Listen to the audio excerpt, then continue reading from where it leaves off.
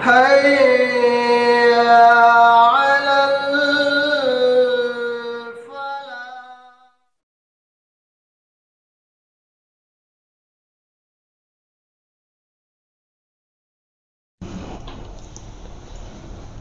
والصلاة والسلام على رسول الله. أشهد أن لا إله إلا الله وأشهد أن محمدا عبده ورسوله. قال الله تبارك وتعالى في كتابه العزيز: لا يتخذ المؤمنون الكافرين أولياء من دون المؤمنين ومن يفعل ذلك فليس من الله في شيء إلا أن تتقوا منهم تقاه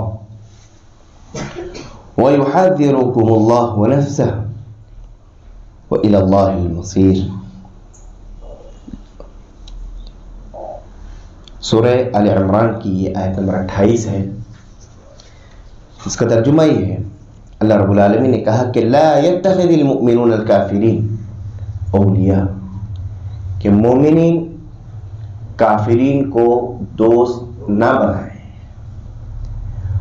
مومنین کافروں کو دوست نہ بنائیں، یہ حکم ہے. لا يتخذ، یعنی حکم دے رہا ہے اللہ رب العالمین کہ مومنین کافرین کو دوست نہ بنائیں.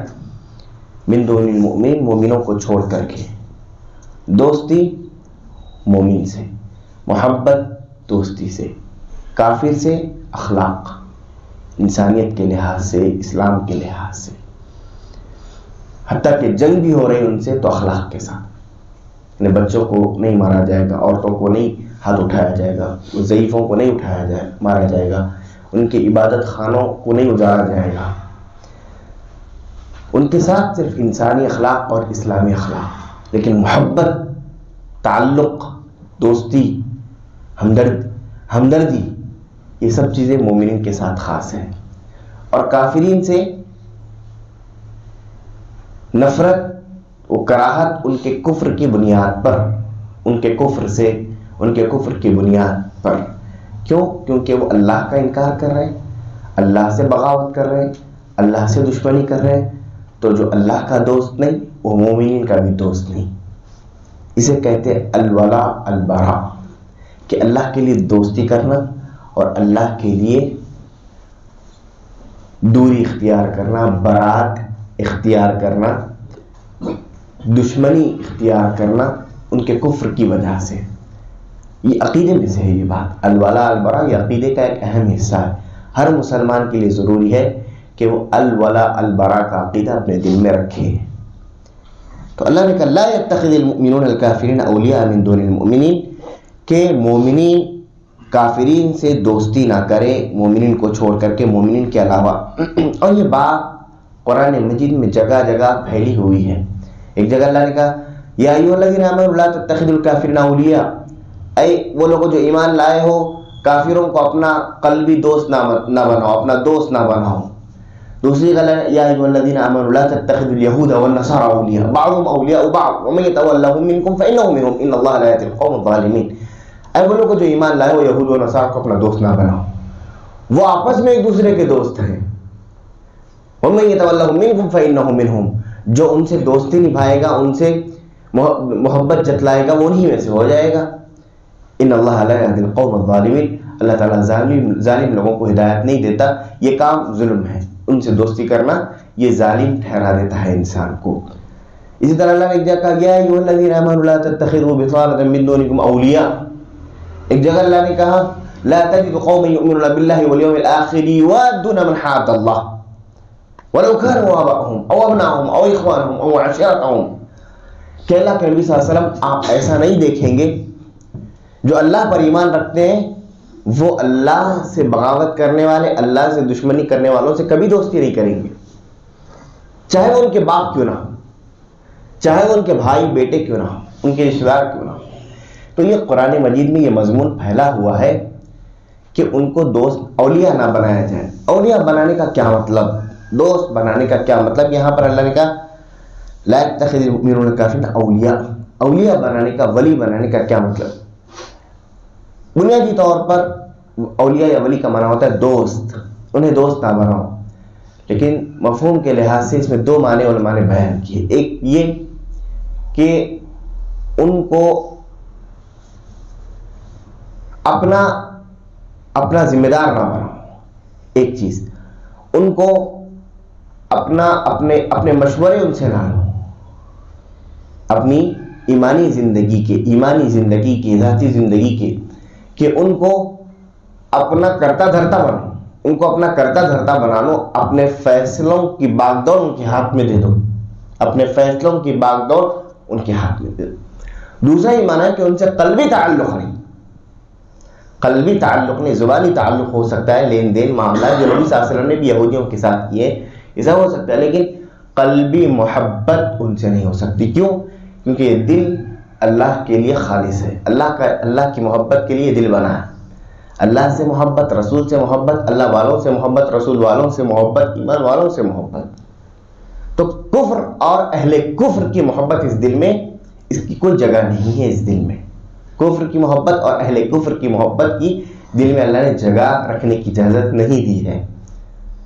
تو یہ عقیدہ یہاں اللہ نے بیان کیا اور اس کا حکم دیا اللہ نے کہ مومن کافرین کو دوست نہ بنائے مومنین کے علاوہ.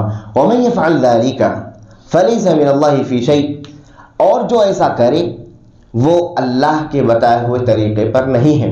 فَلَيْسَ مِنَ اللَّهِ فِي شَيْءٍ، بلکہ وہ اللہ کی کسی بات پر نہیں ہے، وہ اللہ کے کسی حکم پر نہیں ہے، اللہ کی کسی ہدایت اور طریقے پر نہیں ہے. دیکھیے کافرین سے محبت کرنے کا نقصان اللہ نے یہ بتلایا کہ آپ لاکھ اعمال کریں لیکن اللہ کہہ رہا ہے کہ آپ اللہ کے راستے پر ہی نہیں، اللہ کے طریقے پر نہیں، اللہ کی کسی بات پر آپ عمل نہیں کر رہے ہیں.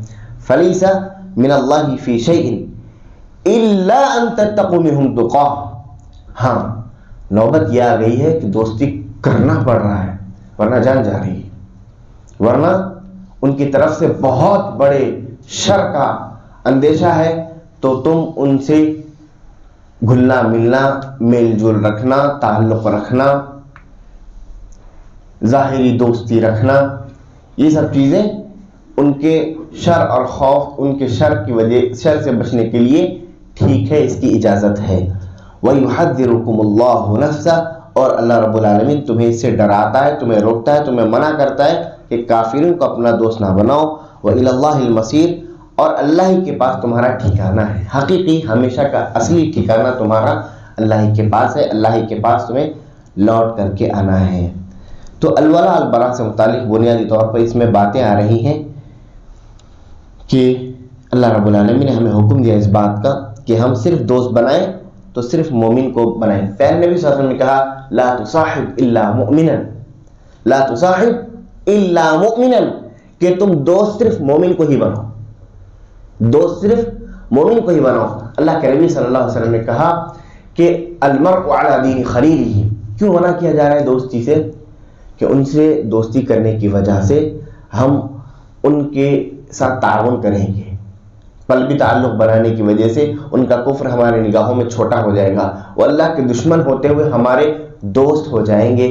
پھر ہوگا یہ کہ ان کے عقیدے کے اثرات، ان کے دین کے اثرات، ان کے دھرم مذہب کے اثرات ہمارے دل پر پڑنے لگیں گے دھیرے دھیرے دھیرے، اور پھر ایمان دھیرے دھیرے کمزور ہوتا جائے گا. اللہ کے نبی صلی اللہ علیہ وسلم نے کہا کہ المرء علی دین خلیلہ فلینظر الی ما یخاللہ، کہ آدمی اپنے دوست کے دین پر ہوتا ہے، اسے دیکھنا چاہیے کہ وہ کس سے دوستی کر رہا ہے.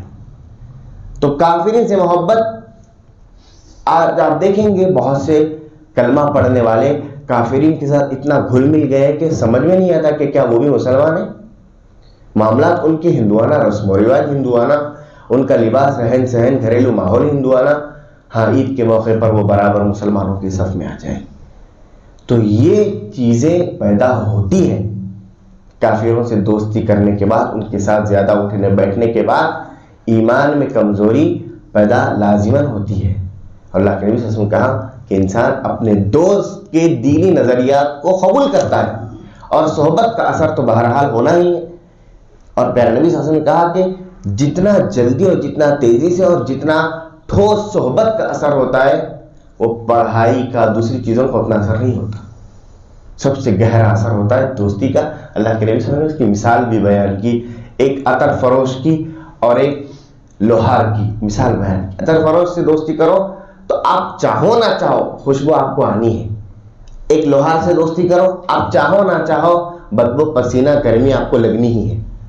تو یہی باتیں ہیں جو ایمان کے لیے نقصان دہ. اللہ رب العالمین مجھے اور آپ کو مومنین سے دوستی کرنے اور مومنین کے ساتھ اٹھنے بیٹھنے اور ان کے ساتھ معاشرت کرنے اور ان کے ساتھ زندگی گزارنے کی توفیق عطا فرمائے.